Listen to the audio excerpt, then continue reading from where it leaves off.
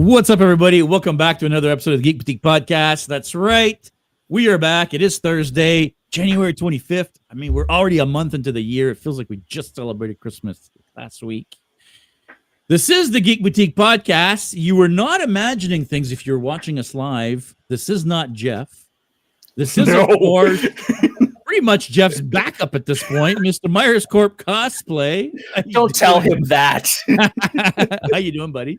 Doing good yourself. I'm doing well. Thanks for coming on. We were just talking about before we went live that this is actually Michael's 6th time on the show. In 121 episodes, it's his 6th time. I feel like we need a 6-timer jacket now. As microphone will travel. That's okay. It's still only 0.05% of the show, so I think you're still good with calling it. There you go. There you go. And as you can see below me, and as you probably saw in some of our posts online, we've got Candice from, and I hope I'm getting this right, CHM Therapy Services. Yes. Aha. Good. Thanks for joining us, Candice. No problem. This is great. Looking forward to chatting. Before we get started, guys, if you are new here, please make sure you click the subscribe button. If you're not new here and you haven't clicked that subscribe button, I don't know what you're doing, but it's completely free. So's the like. Make sure you click that like. It really lets us know that you like the content that you're seeing. It lets the YouTube algorithm know that you like what you're watching. And if you happen to follow us on one of your favorite podcast platforms, give us a follow and a like there as well. I mean, let those guys know you want more of our podcasts. All right, guys, we need to talk, right? I think it goes without saying that all of us and most of our following, we all love to go to conventions, big events, whether it be like our friend Michael, who was just at like 14 Madonna shows in a row. That might be a slight exaggeration, but, you know, we go to these massive conventions. You know, a lot of people will feel social anxiety while at these big events. I think it's worth us talking about it. We have to start with defining what is even social anxiety. What does that even mean? Yeah. So, you know, here's the thing. I think nowadays we talk about anxiety. We talk about it as this like big, bad, evil thing, right? Like, oh my God, they've got anxiety and it's terrible and we need to eradicate it, right? I think it's important to remember that anxiety ultimately is just like any other feeling, right? It's neither good nor bad. It's a product of your brain anticipating specific outcomes. And typically for anxiety, it's an outcome that you feel you cannot control, right? You feel you cannot handle it. You feel you might be in danger, right? And I would say you feel you might be in danger on kind of a more like internal, deeper level. Because reality is the things that your brain would consider danger nowadays is very different from what your brain considered danger when the system was developed millennia ago, right? So back then, death was like, oh, there's a, you know, saber-toothed tiger coming at me. That's not a good thing. I should run or hide. Nowadays, you have social death, you have financial death, you have you know, view of yourself, romantic relationships, just like there's just so many different ways in which we see our existence as threatened. And anxiety pops up anytime we don't feel safe. So anxiety serves a purpose. We would never want to eradicate it. It actually keeps us safe. But there are, in the same way that we think about the phobias, so you have arachnophobia, you have, you know, agoraphobia, you have all these different ones. And each of them is sort of a fear of a specific thing. When we talk about social anxiety, what we're really saying is we're saying it's a fear of social situations or social relationships, connections, my view of myself within a social setting. If that makes sense. Yeah. So does that help? Yeah, no, 100%. And I think the way you're defining it is it leaves the door open to a lot of different sources of anxiety. Absolutely. Because it is a very broad term. Yeah. Yeah. Before we move on, people are saying no ACA, and I'm realizing now we talked about I talked about it in the pre-show live on Instagram, but I didn't let you guys know why ACA is not here. Unfortunately, no, there is no ACA. Jeff has fallen ill, so he decided he was not going to be on, and that's when I messaged our friend here, Michael Myers. All right, Candice, you've defined what social anxiety means, Right. broad term. Why don't you let people know, first of all, who you are, what your expertise is, how you know all this stuff, and what you actually do for a living? Yeah. Okay. So I would say, what do I do for a living? Mental health is my jam, right? Like, this is what I do. I've always been fascinated by the human brain, the human body, how it all fits together. I run a private practice, mental health. So I'm a psychotherapist. I run a private practice in Milton, Ontario. We do online sessions, in-person sessions. We work with all ages and stages. We work with little wee tiny tots at 4 years old. We work with seniors who are in retirement homes, on basically all of the things that just cause us internal distress and sometimes external distress too. So we will work with people who have anxiety or depression or sort of the, I would say, typical mental health kind of challenges. We'll work with behavior change, kind of life coaching, going through transitions, and we'll do some relationship stuff or family stuff. So basically, whatever's got your mojo down, we're gonna be there to help you work through it and to kind of get to a better place. I think a question I get asked a lot is like, what's the purpose of therapy? Like, how do I know I need therapy, or when should I come to therapy, or why? What's the point? Mm-hmm. Right? And we tend to have this view that therapy is for people who are crazy or people who are really not well. Like, there's this world where it's seen as, for some people, it's embarrassing to be like, oh, I have to see a therapist. Like, oh, don't tell anyone. I feel like there still is that stigma around, right? Absolutely. Can't get away from that. Yeah. There's still very much that whole, oh no, I don't need therapy, right? I I'm can fine. deal with it, right? I'm Yeah. fine. Yeah. For sure. Yeah, I think it's changing, which thankfully, but that also opens a whole sort of host of other challenges. But, when people say like, when should you go to therapy? I'm like, you should just go. You should just have a person who is your person who you can chat to about whatever with no judgment. They're not connected to your life in terms of they have any kind of buy-in to what you do with your life. They're just there to help you. And I think that neutral space of party, zero judgment, exactly, is so freeing, right? Like, to be able to just say to someone exactly what you're thinking, knowing that they're just going to accept you right there. Like, cool, this is where we're at. This is your experience. I don't question whether you're lying to me or you're telling me the truth, because what you're telling me is your life and your perspective, and perspective ultimately is reality, right? Like, where you're seeing the world, that is what you're reacting to. So, the goal is really so that you can know yourself better, understand what's going on with you. If we talk about social anxiety, like, why do I get anxious? What is it in me that makes me anxious? If I know that, if I understand myself and what it looks like, what it feels like, and what triggers it, then I can make decisions in my life with intention, right? So to kind of stay within the realm of cosplay world, for example, let's say I want to go to the next convention as a character that like I've never done before. That's very like quite far out of my wheelhouse. It's sort of a really new thing for me. I might look at that and be like, oh no, I'm not going to do that. Right. So my question would be like, why? Is it because you actually don't want to, or is it because you're scared of something? Right. Because if you're scared, yeah, carry on. Jump in. Yes. Yeah, the root of where that anxiety comes from could be, and I'll say this: 10 people can say the exact same thing that you just said now, but have different roots of where that anxiety is coming from. Right. So yeah. So my hope would be that if people that I work with, for example, one of the things that we'll talk about is you don't want to do this because you're scared you can't make the costume look good enough, because people are going to laugh at you, because you've been pegged as, a Marvel character and all of a sudden you're playing DC and people are gonna be like, what? Like, there's all, those things. Yeah, Michael. Stay in your lane, right? No, like, so we have all these things, but I want you to be able to look at that and say, like, okay, so this is what I'm thinking. This is why I feel this way. Is that valid? And am I okay with that? Or am I just living from fear?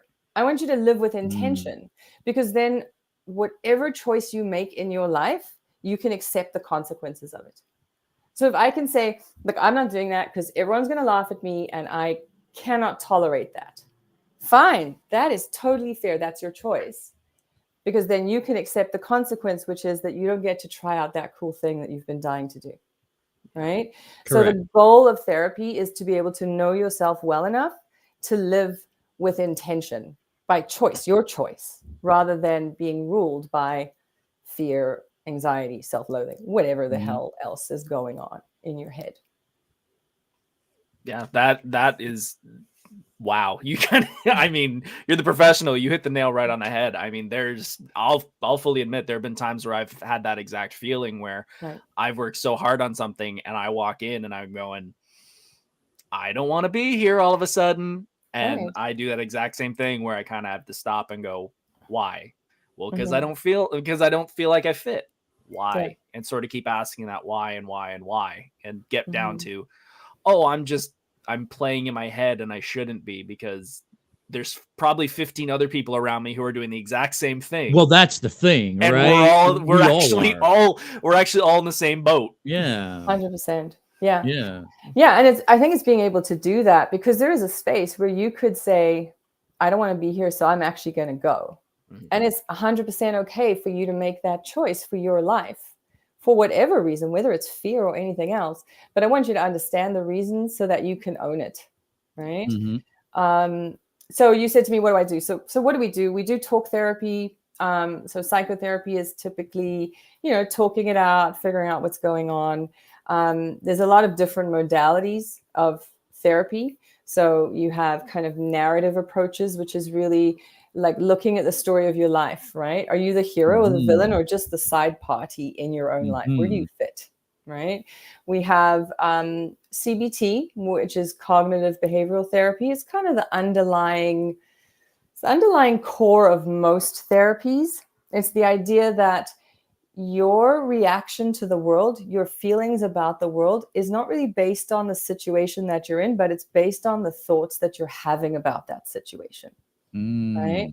So if we want to change how I'm feeling, it's not about changing my situation. It's about changing how I'm thinking about the situation. Right? We have, so there's a lot of different therapies. There's sort of somatic therapies where you're looking at what's happening in your body, and how your body is actually showing you that it's anxious. And we can talk more about that actually, because it relates to a lot of the anxiety stuff. It's quite good. We at CHM, we have individual psychotherapy, we have families, groups. We actually have some really exciting new stuff coming that you mentioned earlier called Geek Therapy, which is basically using pop culture and the things that people are interested in as a way of relating to yourself. Right? Relating to your world. So rather than, the reason it's actually become like its own therapy is because what we recognize is that, like, I think historically, I would say comic books and anime and D&D, and there was a stigma there too, right? So people didn't talk about it. And if they were interested in it, they didn't say it out loud, because that would put you at the L table, and you don't want to be at the L table. And so we would kind of keep it to ourselves, right? And so what's happening now is I think there's an element of mainstreaming with a lot of these things. And so as therapists, thank God, we're actually looking around going, wait, like, hang on. We actually need to know this stuff, right? Like, if I'm doing play therapy with a kid, I don't want to do play therapy in toys that the kid never plays with. That means nothing to them, right? It has to be relevant to what that person 100%. Is doing. So, and I say, like, I do play therapy with adults. I pull out puppets with, 25-year-olds. They look at me strangely, but, it's all good. so I think it's really about meeting your clients where they are. And so that's why we're so excited. So I have someone who is, she is a cosplayer. She's, she kind of lives in the world. She's part of it. She's a therapist. She's amazing. And so we are having her certified, as much as that sounds kind of crazy, as a geek therapist, meaning she's specifically learned how to incorporate things like video gaming therapy, D&D groups for social anxiety or for anxiety. Actually, that's coming soon. Really bringing in, like, how do we analyze anime, or even the psychology of your avatar that you use when you're gaming. Like there's spaces there to think about. Jace, I think you and I talked very briefly the other day about the space where we recognize that even the characters that you choose to play when you cosplay, 100%. uh, 100%. Yeah. speak to you. There's an element in that Yeah, that for helps sure. us to understand you and understand yourself, right? Well, allows you to I feel try like on things. cosplay is therapy for a lot of people. Absolutely, right? it's role play, right? Cosplay is also, for me, well, yes, for me and to some degree, but to a lot of people, there's something about putting a mask on. Mm-hmm. and becoming someone else, and having that separation of, it's not you anymore, right? Mm-hmm. So cosplay is not only therapy, but also for me a tool to Yeah. dealing with being able to put myself out there in a spandex freaking suit when you've got a giant gut, right? So I mean, yeah, cosplay, there's a lot of yourself in the cosplay, 100%. Yeah, and there's this beautiful irony in that statement that you just said, because really what we're saying is that you deal with your anxieties about yourself, okay, by putting on spandex and exposing the very thing that you're anxious about, and then feeling anxious about doing that, and you're wondering, like, why? Well, it's the mask. The mask is what allows you to hide. Yes, exactly. The mask is what allows you to do it, right? Yeah. And I can't remember how we came up with the saying, but a while ago we came up with the whole, we do this because it's fun. After you've been at a con for 4 days straight, and you've been up early morning and till late at night in sweaty costumes, and by the fourth day you're like, yeah, we do this because it's fun, because it's no longer fun at that point, right? But yes, I feel like, for me anyway, the mask is a big deal, and I'm pretty sure it is for a lot of people as well. It's what kind of pulls you out and makes you that person, right? Yeah, well, it makes you safe, right? It makes you safe from being identified as yourself. But I think there are obviously millions of cosplay that don't involve a mask.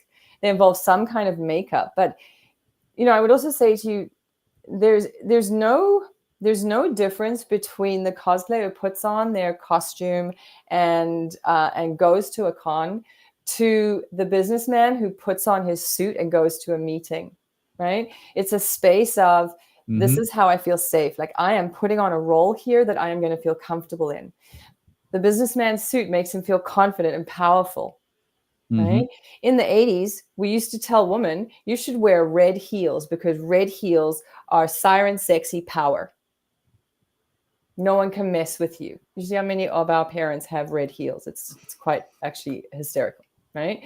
In the same way that, with cosplay, it's the same thing. Right? You put on this suit that allows you to try being different, or to be yourself unapologetically, right? That's a good way to put it. So yeah, there's an incredible amount of value. And I think that's, we were talking about sort of doing this geek therapy and bringing this piece into Canada. There's not a lot of people who are doing the certification here. There's a fair bit of it happening in the States and in Australia. And so we're excited to be bringing in some of that stuff here to Canada, and recognizing that, you don't have to hide the things you're passionate about in therapy. You never should, but you should also be able to have a therapist who gets them and who can really relate and understand 100%. it, right? Yeah, 100%.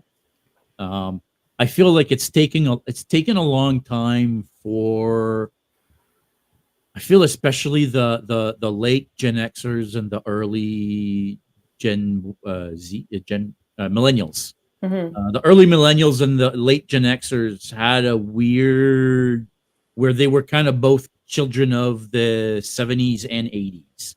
And yeah, so I think a lot of us are in that point. And you know what? Now I forget where I was going with this damn point. No, so you know what I would say to you is I think that little window of individuals, we were the generation that had to kind of be adults before we were adults. We weren't allowed to be geeks when we were kids. No, we were the generation that got Nerds was our movie, exactly. You know, and exactly. So it was a big thing. But there is also a space though where we didn't get a chance to be kids, and so I think when you see that generation or that particular slice of the generations kind of really like leaning into it, man, we play like nobody's business. We are the ultimate. I can out kid my kids someday. Oh yeah. You know, and I can out adult my parents at the same time. So it's have you not seen my office? I mean, come on. Well, we'll send you pictures of the other office, and then you'll be like, yes. Well, there you go. I really feel like there was because we weren't allowed to be geeks and nerds back then. It took a long time for the stuff that we liked and the stuff that we were into, that people understood that, yeah, people are into this stuff. Like, you can't just ignore it. People are into it, right? It's an actual thing. So it's great to see that even now with therapy that they're kind of opening those doors. I think it's gonna resonate with a lot of people. It seems to be resonating with a lot of people in the chat. Maybe we should take a couple minutes and go through some of the comments, because there's been a bunch of comments so far, and we haven't addressed or looked at any of them. First of all, Natasha, our friend, Canadian Angel Cosplay. Let's see here. I've struggled with anxiety my whole life. Finding ways to handle panic attacks is a challenge, but surrounding myself with I guess just with positive people helps. I mean, your surrounding and your core group of friends and the people that you're with, I feel like are always going to be the safe space, right? I mean, I can give you a 3-minute trick to deal with those panic attacks in a couple of minutes. If you wanted to read through a few others, we'll see how many other people are struggling with that. But panic attacks are actually, they're scary because they're unpredictable, but there's some pretty solid, quick ways to deal with them if you know what's going on. So we can talk about that. I mean, did you want to go through that? Yeah. Okay, we'll jump right in now. Okay, so I'm going to go into a bit of lecture mode, so just kind of bear with me if you can. But so the biggest thing I would say... Michael will make faces in the background while you're being all serious. That's okay. I make faces too. The biggest thing I would say to you to remember is, like, what is happening when you panic? So we've been talking about anxiety, and panic is anxiety on steroids. Okay. So when we panic, something, we've talked about, there's a whole host of things that could trigger that, but something has triggered my anxiety system. My fight or flight reflex gets turned on. Okay. And basically that is the, like, fight or die. That's what my brain is telling me. Like, this is it, death match. Right. So in that moment, it's like, it's a reflex. There's a series of things that happen all in the exact same moment that explain all the symptoms that you have when you have a panic attack. And they all make a lot of sense when you think about the goal of getting energy to your muscles and getting you ready to fight for your life, right? So first thing that's going to happen is my heart's going to start to beat faster. It wants to move that blood circulation and get the oxygen where it needs to go, right? The second thing that's going to happen is my breathing is going to change. And this is really critical. So my breathing changes from aerobic breathing to anaerobic. Anaerobic is what we do when we're exercising. You know, this breathless feeling you have when you run from one end of a convention to the other? That's anaerobic breathing. Okay. And the thing to remember is we're trying to do a quick air exchange to match up with the pumping of your heart. So here's the key. If I have a big balloon that's this big and I'm trying to do this really quickly, because of the size of it, I can't do that air exchange very quickly.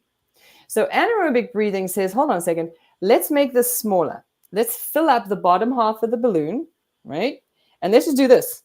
I can get a quick exchange happening here for the blood flowing through, right? So relating back to the panic attack, first thing people will tell me is, I can't breathe. I feel like I can't breathe. And without sounding snarky, but maybe a little bit, is of course you can't. Your lungs are full, right? You're literally only breathing with this much of your lungs in that time, right? So these things happening at the same time, they happen together. The next thing that happens is your body says, that we need to fight or die. So we need to assign our resources effectively. So blood is actually moved away from your brain, right? Not all of it, obviously, you'd be dead, and away from other body systems that are not needed in that time. Okay, so your stomach stops working. We don't need to digest right now. There's a saber-toothed tiger attacking me, right? I don't need a lot of brain function because I don't need to be thinking about what color is that tiger? Like, no, climb the damn tree, right? So my body is doing what it needs to do to keep me safe. When my stomach turns off, I'm left feeling nauseous. My stomach itself might be rolling around because there's acid in there that doesn't get to just stop when my body stops doing its thing, right? Or I might feel like I need to go to the loo because the bottom part, there's stuff halfway working its way through and it hasn't made it to the end. So in that way, we think like, oh, that makes sense, right? If I turn off that system, that's how it's going to feel. When the blood starts to move away from my brain, there's also certain brain functions that get turned down, right? One of them being logic. Now is not the time for deep thinking. This prefrontal cortex, where we do all of our best work that allowed us to be the top of the food chain, actually gets turned off, right? Which is why when you have a panic attack, it's very illogical. It doesn't make sense, right? In a calm moment, I know this is not true, but in that moment, my brain is just extrapolating and it gets bigger, right? So there's two other things that happen that we should mention. The first one is that your sensory system, so your way of getting information from the world, turns up, right? Think about the deer in the woods, right? Like, I need to know where is danger coming from. So all of a sudden, I'm overwhelmed by the lights, by the sounds, by people breathing, by like my skin's crawling, I'm getting itchy, I've got goosebumps. That is because your body is trying to figure out where is this danger coming from. Right. And then the last one is that we get an incredible amount of energy, obviously rushing to your muscles. Right. So we get fidgety, we can't sit still. We start to feel like I have to move, I have to get out of here, or I have to punch somebody. Right. So if we can understand, those are the functions of the fight or flight system. Right. And it's a reflex. So when you are at a con and you're in a crowd and your brain suddenly goes, too many people, that turns on, but it's instant, right? And suddenly you can't breathe. And you're thinking, what is going on? Right? You wanted to add something, JS. You were thinking. No, you're right. It's instant. Yeah. Like, it's those type of things. They show up just boom, and then you don't understand why, because it just hits you, right? Right. And so there's two things that we know. The first one is that when you have your first panic attack in your life, you're like, what the heck was that? I think I nearly died. I'm pretty sure I'm dying. This is not normal. Right. The problem with that is that then my brain starts to look for ways to predict when that awful feeling is coming again. So even if I don't know what caused the first one, I can almost guarantee you that every panic attack thereafter is triggered by fear of having a panic attack. Okay. Right? So I start to worry, oh my God, what if I'm going to have a panic attack now? Yeah, that makes sense. The system turns on and I'm having another panic attack. So this is why I say to you, the system of being able to turn it off is really cool, because if I know that I can turn them off as fast as they come on, right? Even if I don't know what's causing them, then I stop having a majority of my panic attacks because I know I'll be able to handle it. Okay? Our buddy Steve Jones here is saying this is my kind of talk, science. Our buddy Steve is a physiotherapist? I forget now. Yeah, these science people are going to fact check. He's a massage therapist. Yeah. Thanks for getting into that. And when you put it in words like that, it makes a lot of sense. But it's important for it to make sense. Okay, so here's the why. Why do we need it to make sense? Because if I want to stop a panic attack, I need to know what my body is doing. If I have a reflex that has 7 different things happening in the same moment, and it's a reflex, that means all or nothing, baby. I only have to change one of them to turn the whole system off. Okay, and that's cool, right? Okay. And if I understand what my body's doing, then I have the tools to be able to undo what my body is doing. Okay. So when people are panicking, first thing we all say to them is, oh, just breathe. Come on, just breathe. Just take a breath. You're fine. Take a breath. Okay. What did I tell you about the lungs? Yeah, you can't You're take a bloody breath. full. You can't take a breath. Stop trying to take a breath.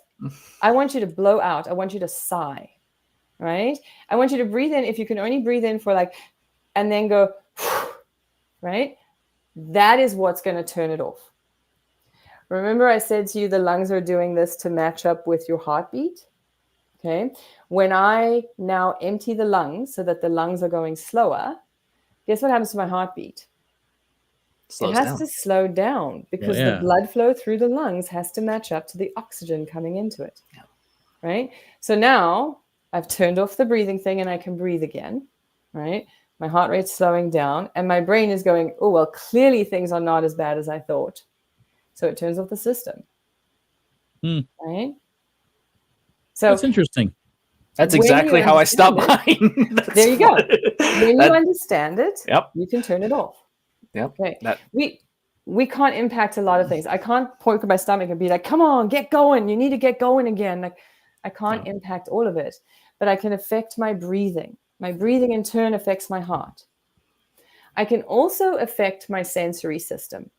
Okay. So I can't stop myself from tasting, smelling, or hearing, but I can take away my sight. Now, if we say that I have 6, I know we say 5, but they're actually 6, maybe a few more senses, right? And I close my eyes, I'm removing 15% of the information coming at my brain in that moment. Right. So my body's going to go, oh, good, there's not as much coming at us, we're safe. Okay, so here's what it looks like. What does it look like to turn off a panic attack when it starts? First thing you do is you breathe in. And the best way to do it, I don't care about boxes and counting. Like nobody's got time for that. I'm panicking. Okay. Yeah. I want you to smell a flower. That'll always make you breathe in correctly. Smell a flower. Now blow out a candle. Okay. Now I'm going to do that again. I'm going to smell the flowers. I'm going to blow out the candle. And then I'm going to close my eyes and I'm going to do it one more time. Okay. At that point, I should be starting to calm down. Okay. Now we know that anxiety is kind of twofold. There's the stuff in the body and there's the stuff going on in my head. Right. Now we've said that my brain, my senses are up. It's freaking out. I'm trying to find where the danger is coming from. So I'm going to do something to give my brain something to find. Okay. So what I mean by that is if you're looking for danger, but you don't see any danger, it doesn't necessarily calm you down. It actually makes you go, where is it? Where is it? It must be here, right? I want to give it something specific to find. So I'm going to play a quick game of I Spy. So I've done my breaths, close my eyes, I open my eyes, and I write, find something blue. Oh, right there. There's someone blue. I see that. There's an avatar, right? Or find something green. Oh, there's something green. Right. And when my brain finds what it's looking for, it goes, I'm actually safe. I know where that thing is. I've identified it. It's not a danger. And it stops thinking about the danger that it was thinking about before. Right. So in the space of 3 deep breaths, the last one with your eyes closed. And when you close your eyes, your last breath will be slower automatically. And I Spy of 5 different colors, you will turn off probably 90% of your panic attack. For the last 10%, I suggest you turn around and just chat to your friend about, wow, this place is crazy. Change the subject. Guys, if you're the person that tends to suffer from panic attacks and you've never been able to deal with them, give it a bookmark this part of the video. Yeah. You know, so you can come back to this and rewatch it and try this and give it a shot, right? I mean, yeah. You never know. By the way, Candice, Miley says, hi, Candice. Hi, Jen. Hi, Miley. Our buddy Steve Jones is asking here, and I'm not sure exactly what he's talking about, but he says, would diaphragmatic breathing help in this situation? I don't suffer from anxiety, but we use this breathing for many situations, our MTs. Wondering if it would also work, holy cow, Steve, in this situation, because it was focused on the brain more than on the. It would Focus the focus brain the more on brain the more breath on the than on anything else. breathing than anything else. Yeah. I mean, I So- guess the whole point is you're trying to focus on something. Yeah. So, Steve, what I would say is, there are a lot of therapists who use diaphragmatic breathing.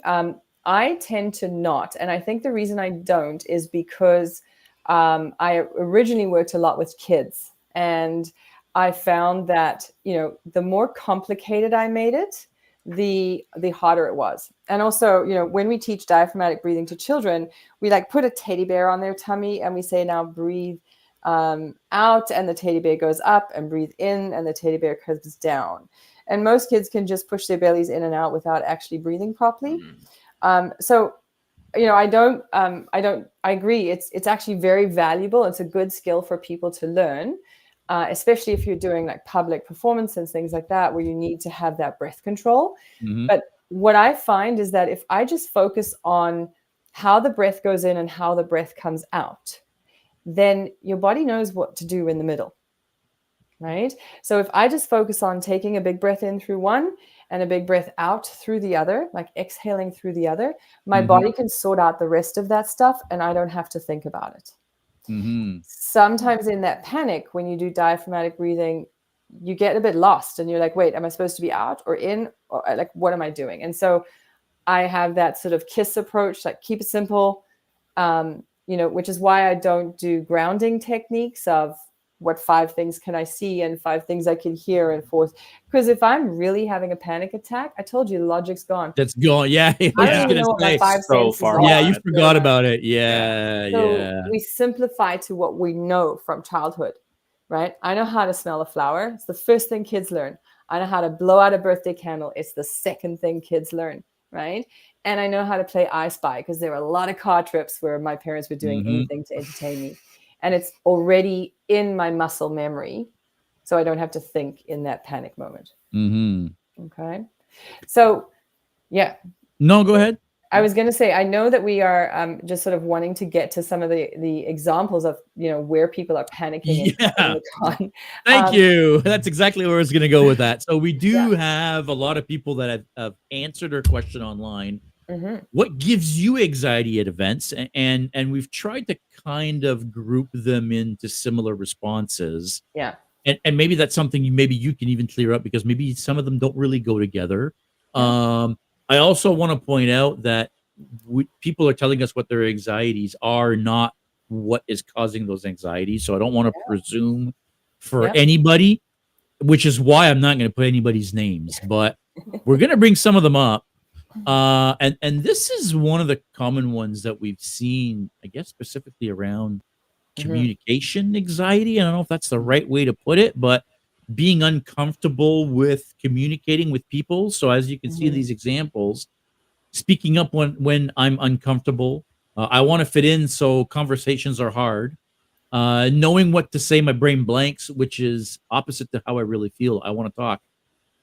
I mean, that's not my comment, but I'm like that. Like I'm that kind of guy that I get to a show and then I see all these people that really I've known for years now, and it's like, so that response is the freeze response. So we said there's 3, there's actually 4 responses we have to anxiety. There's fight, flight, freeze, and fawn. Okay. So this space of my brain blanks, I don't know what to say. The deer in the headlights look, that is a freeze response. And it is exactly the same physiologically as the panic attack that we just described. So you use the same strategy here. Okay. When you feel like you need to speak up, don't try and take a deep breath in. Your lungs are full. We already said that. Just sigh. Just be like, okay, here I'm going to talk, right? There's an element of kind of bracing yourself. And when you do that, we turn off the system, the logic's going to come back, your brain's going to unblank, and you're going to be able to find the words. Okay. Going into those 4, do you see one more than the other? Because I know a lot of people that do the freeze and and run, but the other 2 I don't see a ton of. Do you see more than the other, or are they kind of all equal?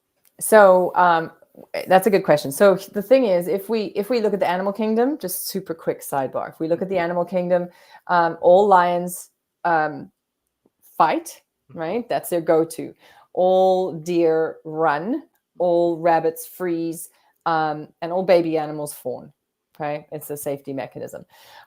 So we have this space where in the animal kingdom, every species gets one.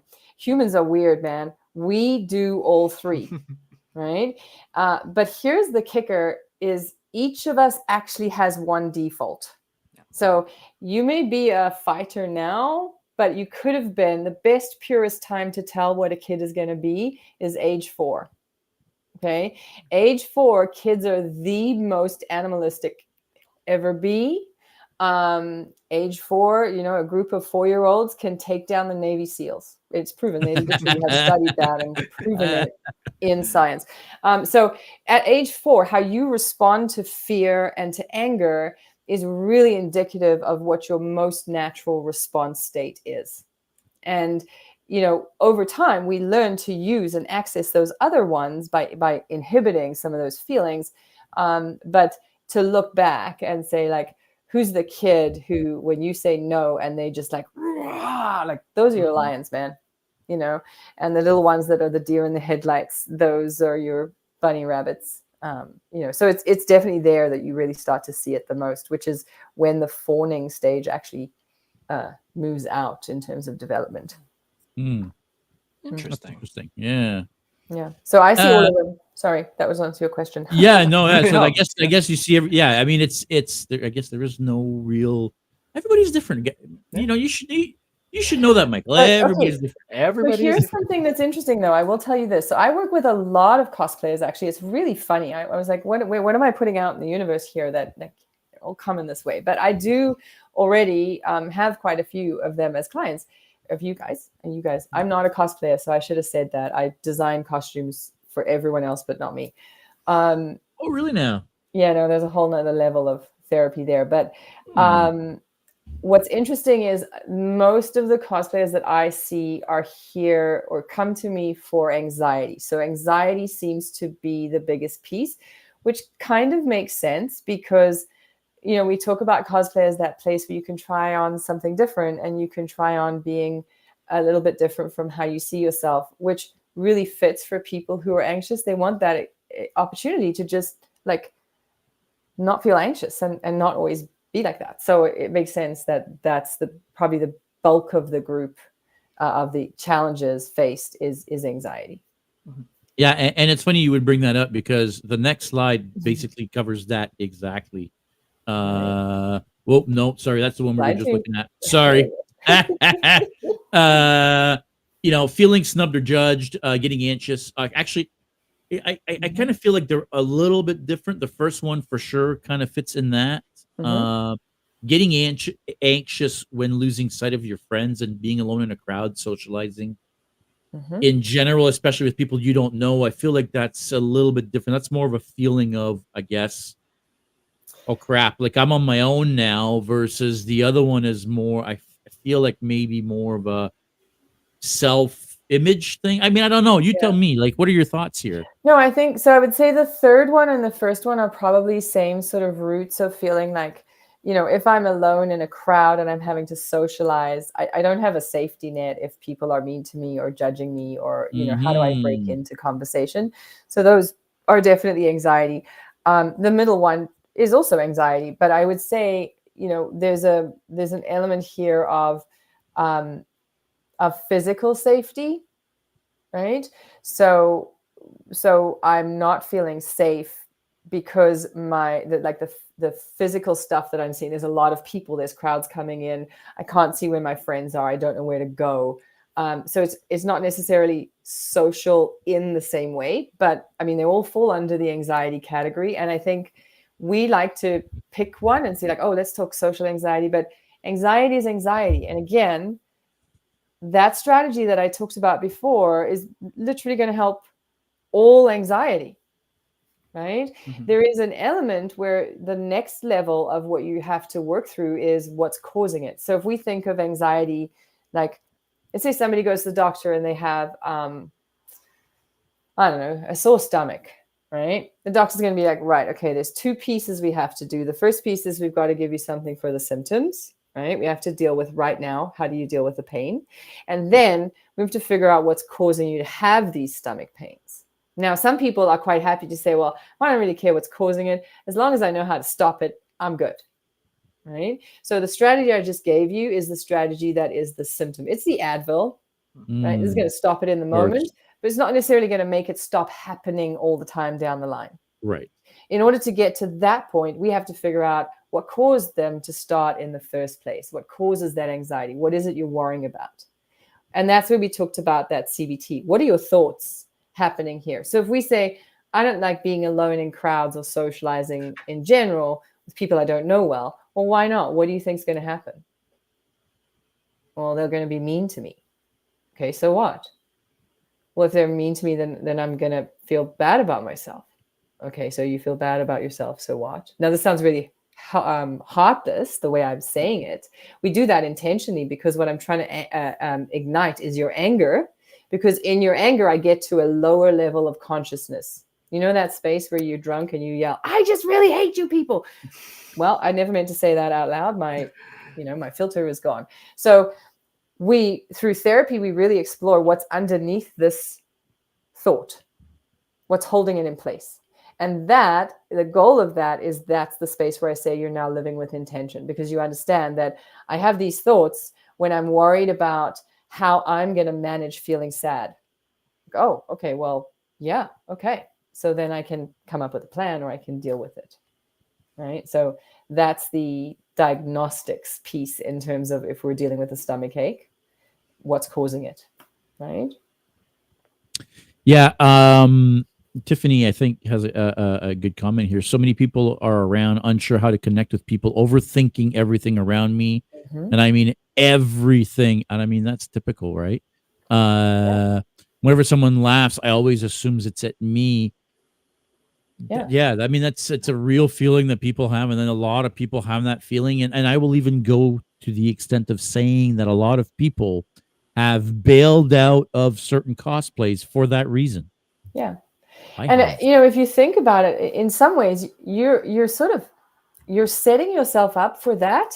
Okay. And I don't mean that in a mean way, but I'm saying what you are doing is you are being so incredibly brave as to put yourself out in a costume that you've made or a costume that you've bought or something that really is like at the edge of your comfort zone. You're not feeling fully maybe comfortable in how it looks or in how you're looking in that.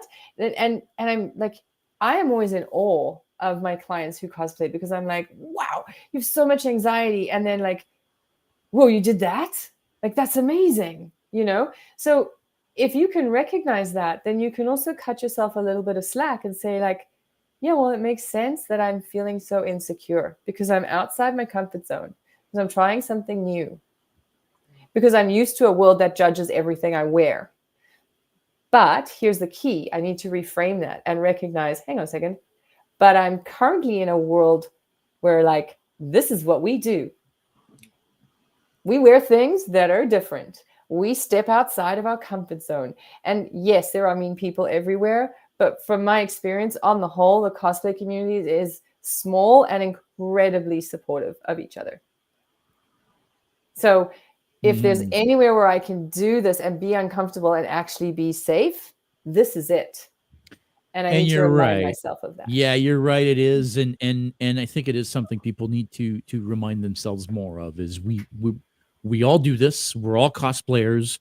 We all get dressed together. We all do this. We're all in the same boat. We all have the same feelings. But we all deal with it the different ways. And Tiffany here, again, as a follow-up, has a great point saying, let me bring it up here. I started doing more goofy cosplays to try and give people a reason to laugh and try to cover up those thoughts. Hence, Dwight Schrute. I forget how you pronounce it. I was never watching the show. But I had forgotten that you did that at London Comic Con, but that was pretty good.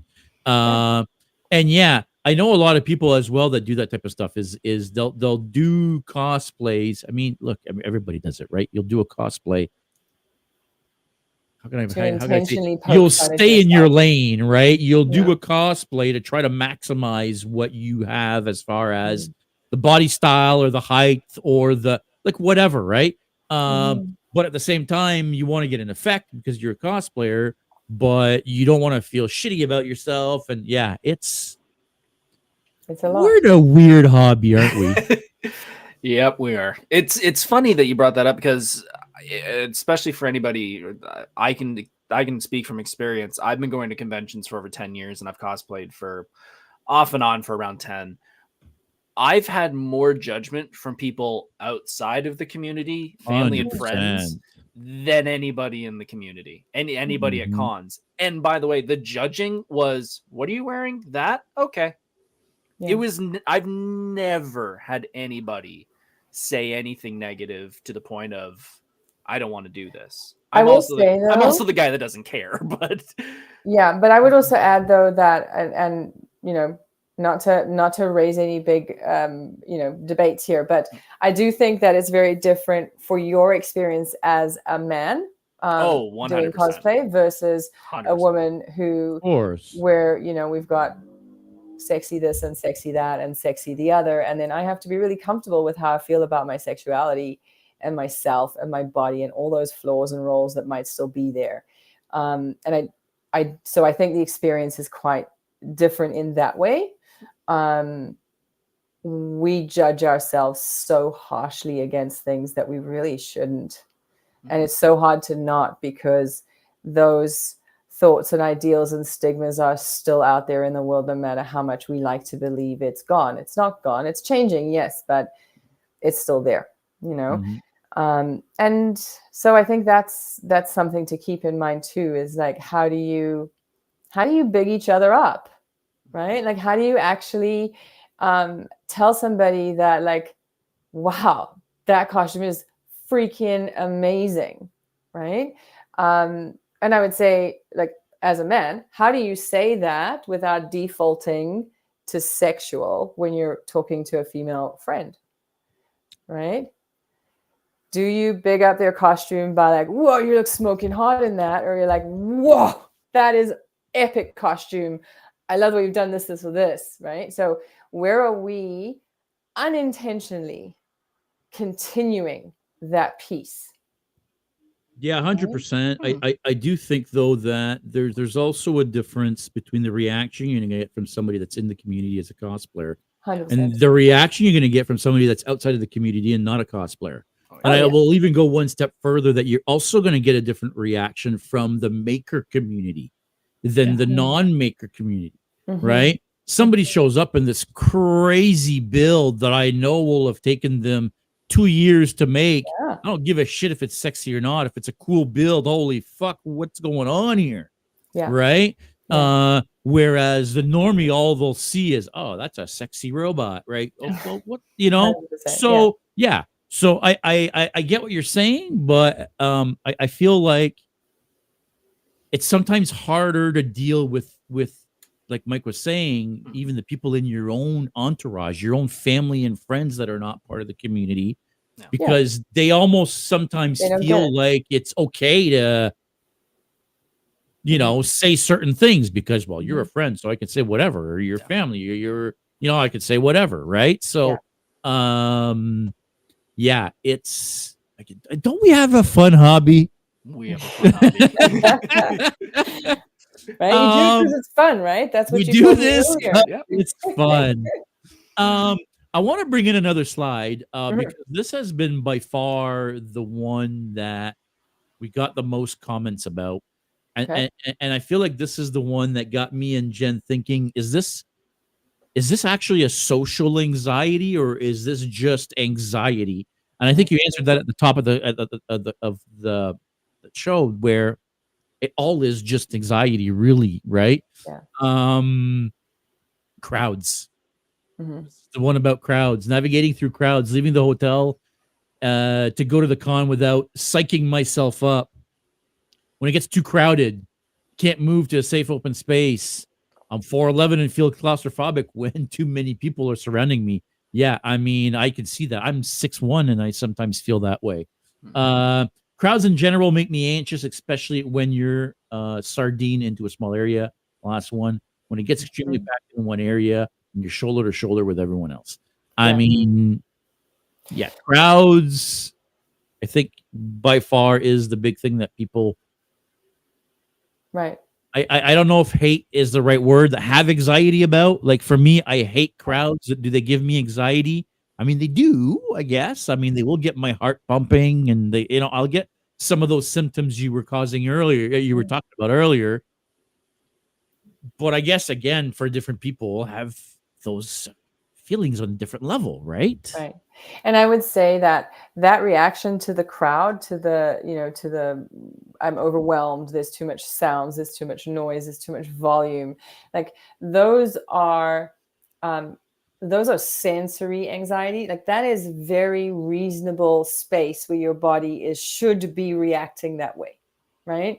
Like your body reacting to, oh my gosh, are people judging me, with a life or death reaction is reasonable, yes, but not reasonable, right? Your body reaction to, I'm 4'11", and there's 57,000 people around me and I can't see fresh air. Yes, that's a legit kind of sensation. So, I would always say that whatever the anxiety is, whatever it is, your body kind of has these two settings. The one is the panic, fight or flight, the on reflex, and the other is the off reflex. Okay. So those same strategies will still work. But I would also say that when you're going to a con, especially the big ones where you know what it's going to be, right? You need to be mindful of that. So if you are someone who is easily overwhelmed by sound, please take earplugs, right? You know what they're going to be. You know what they're like. You do this. So where can I prep myself? Can I say, look, I'm going to come early in the morning and see as many people as I can, and then I'm going to go for lunch anywhere else because I just need 5 minutes quiet. Right? Do we start to have discussions with some of the organizers about what would it look like to have a silent space? That'd be wild. Can you imagine it was accommodative? All these people are anxious. Yeah, that'd be. I never even thought of that. That's a very good point. Right? Hey, Fan Expo, if you're listening, call me. I'll help you design it. No, I'm kidding. Yeah, quiet space is actually a really good idea, right? For somebody that needs 5 minutes to go sit down and just right.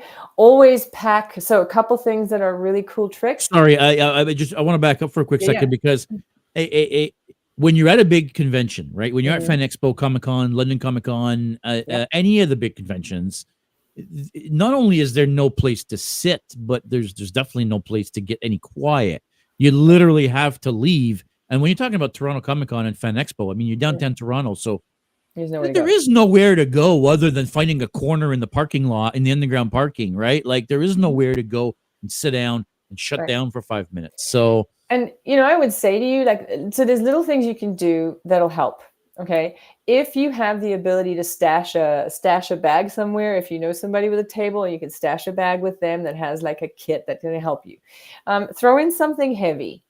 Throw in like a little weighted blanket or like little mini ones. Throw in something heavy. Always keep mints in your pocket. Mints are like superpower trick. If you pop a Tic Tac, especially the minty ones that taste awful, the very first thing you do is you go, guess what I just did? I did the first step of my breathing strategy. I didn't even have to think about it. My body just did it, right? Always put extra ice in your water bottle because cold water has the exact same effect. When blood flow is like all wonky because I'm anxious, if I put a cold water bottle here, immediately temperature changes blood flow, right? So if I can't do this, I can go to the washroom, and if my hands are hot, I run them under cold water. If they're cold, I run them under hot water for just a minute. And it'll change the blood flow. It'll settle everything down. Also works if you have a migraine, right? So ice water, Tic Tacs. If you have like some kind of weighted thing that allows you to just kind of like, I just need to just, if you can find a corner, make sure it's a corner. Don't just sit down in the middle of the floor. Okay. When my senses are trying to keep me safe, I need a defendable position. That makes a lot of sense, actually. Wow, I never even thought, especially after you've told us everything you told us earlier. Yeah. That makes total sense. Yes. So you will find that your anxiety will be higher if you're feeling anxious. If you're in the middle of the room, find a wall, put something behind your back. Yeah. Right? So that you don't have to worry about what's behind you as well as everything else. Okay. And it seems silly, but like it's tiny little things that make a difference. So if people always come into my our therapy rooms, they're like, wow, this is really interesting decoration you've got going on here. Everything is chosen and selected and placed with intention. So for example, there are no rooms where you will ever have a chair that has its back to the door, because that just creates anxiety. I don't want people talking about their deepest, darkest secrets to be worrying about what's coming from behind them through the door. Right? I use wingback chairs because wingback chairs make you feel like I'm in a defendable position, like I'm safe. Right. Right? So little things like that we can look at in our environment, and we can look at it even at the cons that help us to feel like I can just breathe for just a second. I just need 2 seconds to just feel safe. So maybe that means I find a wall, I sit down, I put my headphones in, and I just close my eyes and I breathe for just like 5 breaths. That's it. Natasha is saying here, it's disappeared on me now. Hang on one quick second. I'm gonna go find them. There we go. Cosplay for a Cause has a room at Fan Expo that is for cosplayers to take a break and relax. She says they used to be known as Cosplay for a Cure. Yes, although I don't think they're at every con, but they're usually at Fan Expo. And it is a great space to go and be able to sit down, especially if you need to get out of part of your costume and take a breath. Fantastic spot, great people. Actually, Natasha used to booth with these folks a couple of years ago now. But you still don't get the quiet. There's nowhere to get that sensory free headphones.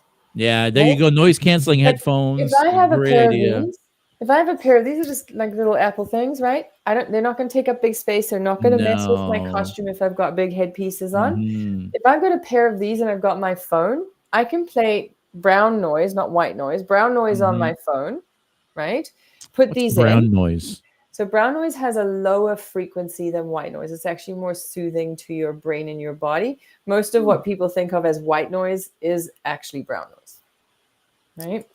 So there's different sounds. There's white noise, pink noise, blue noise, brown noise. And the brown noise is, for me, I find the most calming. For some people, for younger, like babies, they prefer the white noise, which is a slightly higher pitch. And that just makes my brain scream. So everybody has their different sounds that they're good with. Find your playlist, put it on, take a minute, right? Find a defendable position by the wall, so not in the middle of the floor, where you can close your eyes and listen to music and not be worried about what's going to step on you or fall over you. Right? Kirby Kwan Jr. here is saying he finds it rather calming to step out of Metro Convention Center, just walking around outside and letting the cool breeze reset his senses. And I will say this, especially for March Comic Con, when it's still pretty much wintertime and you're wearing 12 pounds of foam, to step outside and have that cool breeze hit you and go up your suit, and it's like it's like a jolt of, I'm back. Like, what's going on? Right. But again, I mean, I guess there are tips and helpful tricks for every situation. You guys do whatever works for you. But yeah, when you're in that spot where, guys, if you're about to lose it, find yourself a corner, put some headphones on. Yeah, and I would say the ice water we talked about, standing outside in the cold, is the same thing. There's a little phrase that we use here. We say, if you change your state, you're going to change your fate. So if you can do anything to change the physical state of your body, you're winning. If I'm standing up, sit down. If I'm sitting down, stand up. If I'm wearing a sweater, take it off or put it on, right? Just do the opposite of whatever the hell is happening, and then your body's going to have to reset. Okay? And it's funny, we were talking about this whole sensory, what did you call it? Sensory? I don't know. I don't remember what I say after I say it. I have Oh, that's okay. strong. One of the slides that I Thinking of was that. going to show that we didn't get to was specifically that around Yeah. noise, Right. the sounds and sensory overload, and Yes. and that also seems to be a very common thing. And yeah, obviously, if you're having sensory overload, So we're getting going to have ready, anxiety. We're going to have anxiety from two sources. The first one is going to be the physical world around me, which is going to be my senses. So that's going to be my overload. It's too loud. There's too many things coming at me. And so that's going to cause anxiety and a trigger of that system. And the second thing that's going to cause it is my brain. Like I had a thought about people judging me, and then so there's really only two ways you're going to get anxious: from a thought or from a feeling, right? A physical feeling or physical sensation. And the nice thing though is that they interact. So if I feel physically overwhelmed, I'm more likely my brain's going to start to panic about all these crazy thoughts, right? And vice versa. If I'm thinking about all these crazy things, more likely my body's going to go, which sounds awful. But here's the really cool part. It means that I don't have to know both or which is causing it. I just have to affect one system, and then the other will start to turn down, and then I can figure out the root. So I don't need to know if I'm just too hot or if I'm thinking about people judging me. I can calm my body down by cooling down, and then I can take the time to think about, okay, so what was happening? why? Yeah. Right? Advil, then surgery. and I think that's a very good point, guys. If you are having social anxieties, and if you know they're causing you troubles in more than just big events, but even in smaller gatherings,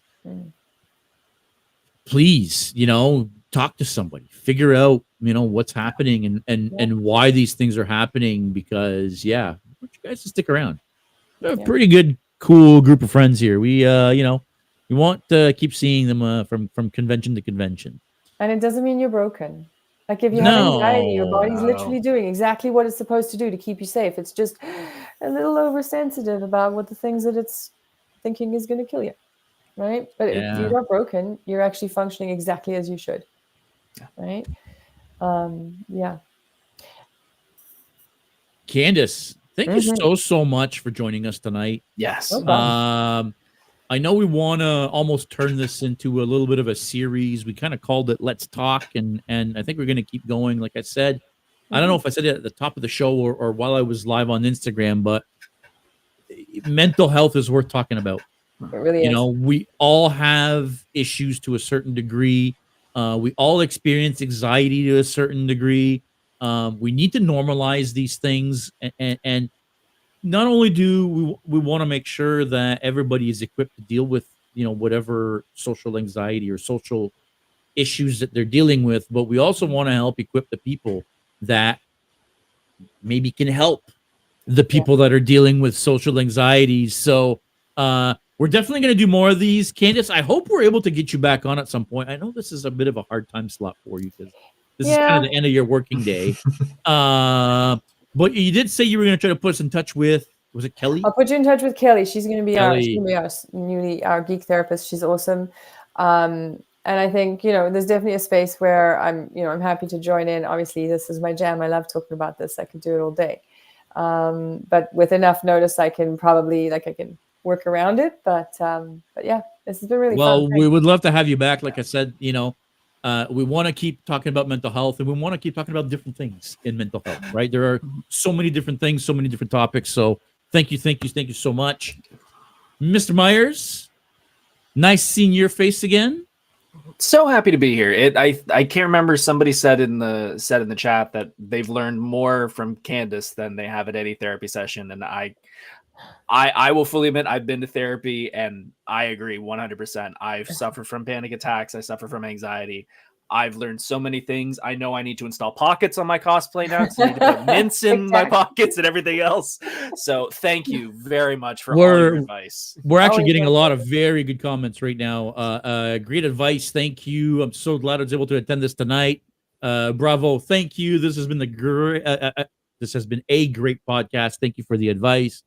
Well done. People really enjoyed this, and we're definitely going to do more. Candice, do you want to take a second again and pitch your we never got to talk about Supers on the Couch. Oh, I think that's the day when Jeff should actually be here for that. So I think he needs to be here because he for was that. there, so I think he should be here for that. Yeah, and producer Jen is saying we will send everyone a bill later. 1 hour times 24 people in this live chat right now. You're gonna make a killing, Candice. You're gonna make a killing. I'm known for giving it away. People always tell me I shouldn't, but I think, you know what? I'm putting myself out of work, and that's really my life goal, right? Like, I do this so that nobody ever needs me again. It's a weird. You think you have a weird hobby? I have a job where if I'm doing it well, nobody needs me. Well, hey, your job is literally to get rid of your clients. Yes. I mean, did you want to pitch again your? So you have a YouTube. Yeah, we have a YouTube. It's very small. It's very slow. I think often my ideas and my capacity are not matched up. I outstrip myself. We have a Facebook page. It's CHM Therapy Services. You can search us up there. We're on Instagram, but really, the website is chmtherapy.com, and that is also, everything is in the process of being revamped in light of new spaces and new things coming. How many therapists do you have now working for you? So we have 12, which is quite a big team. We have different levels of therapists. So we have some registered psychotherapists, which is sort of like full level. And then we have what are called registered psychotherapists qualifying. So they have done everything, but they're in that sort of supervised practice stage. Right. And then we do also have interns in our practice who are finishing up their master's program. And we do that intentionally because then not everybody can afford all the things that we do. Right. So yeah, 100%. We look at many ways to find ways to give it away and to help people. Doing things like this is a good example. But if you work with an intern, people will say, I don't want an intern. I want you, you got all the experience. I'm like, but here's the thing. If you get the intern, you still get me because I'm the supervisor. So I'm the one telling them what to do. Right. So, so I think there's the benefit of being able to have those different price points. But yeah. And you have 2 buildings. We have 2 buildings. We have one space that is, this is the one I'm in now. It's very homely. It's soft and calm and cozy and sweet. And then our new space is where all of the D&D stuff and the geek stuff is going to be happening. We have a Star Wars room. We have some pretty fun stuff. We've got a lot of superheroes on the wall. I feel like you may get a bunch of people show up at your office looking for services just to see your office space now. You can see our office space if you go to our Instagram. There's a couple of reels there that'll show you what the new space looks like. We've worked long and hard. I'm super proud of how it's come out. It is. And now I just want to get it going. Services on Instagram. Yeah. And I believe CHM Therapy on YouTube and Facebook. Yeah. Yeah, you'll find us. We're not hard to find. My face is all over the place. This is what it looks like. Your face is not all over the place. No. Not on the Instagram. No. I had to hide it. There's apparently it's supposed to be more than just me. It has to be all of I think there's one where your face is up. The rest is mostly graphics. Either way, thank you so much again for coming tonight. Michael, anything you want to pitch before we go? Any you don't have any podcasts or anything. So guys, thanks for watching. I am at Myers Corp Cosplay. I have Monday Night Nerd every Monday night, 7:00 p.m. on my Instagram and on YouTube. This week coming up, we're going to be talking about going to the movies. I love going to the movies. I've always loved going to the theater. Are they still going to be around in the next couple of years? We're going to talk about that and all my memories of they're kind of going away fast. The big ones, yes. Will they still be around in some capacity? We'll see. Probably. But I guess that will be a conversation for Monday. Yep. Guys, thank you very much for watching. There was a bunch of you here tonight. I hope all of you click that damn like button. Make sure you are also subscribed to the channel. Go and wish Jeff a get well soon. Make sure you stay geeky. We'll see you next week. If I can find the end stream button. Thank you for tuning in to another episode of Geek Boutique Podcast. Like always, if you prefer to listen to us, you can find us on all major podcast platforms. Now, make sure you don't forget to click that like and subscribe button, as well as the notification bell to make sure you never miss an episode.